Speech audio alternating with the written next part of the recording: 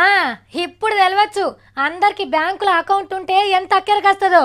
రేపు బ్యాంకు ఖాతాలు ఉంటేనే మన బతుకులు, లేకుంటే అంత ఉత్తగతే అవుతుంది. ఖాతాలే కాదు, ఏటీఎం కార్డులు, క్రెడిట్ కార్డులు, పెట్రోల్ కార్డులు, చెక్ బుక్లు తప్పకుండా తీసుకోవాలి. ఇదివరకు ఇవన్నీ తీసి పెట్టుకున్న వాళ్ళు ఇవాళ అల్కగా వాళ్ళ పనులు వాళ్ళు చేసుకుంటుండ్రు. ఏడికి పోయినా కారెట్ గీకాలే బిల్లు కట్టాలి, కారెట్ గీకాలే బిల్లు కట్టాలి.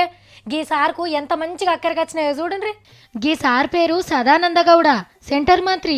సారోళ్ళ తమ్ముడు ఏదో బీమార్తోని బెంగళూరులో ప్రైవేట్ దవాఖానలో జీవిడిచిండు.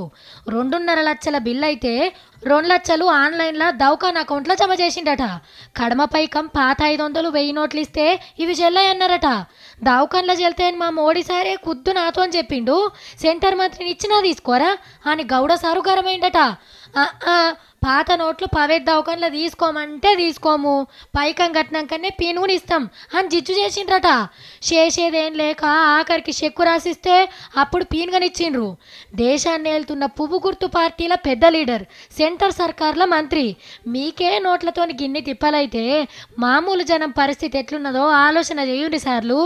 మీ దగ్గర అంటే చెక్ బుక్లు ఉంటాయి, చింపిస్తారు. మరి కూలీనాలి చేసుకొని బతికేటోళ్ళు ఏం చింపిస్తారు సార్లు? కడుపు మార్చుకొని అన్న ఉంటారు. బయట ఏడ అప్పు కూడా పుట్టని రోజులు ఇవి. దేశంలో ఏం జరుగుతుందో కళ్ళారా చూసినావు. ఢిల్లీకి పోయినప్పుడు మోడీ సార్ చెవులేసారు.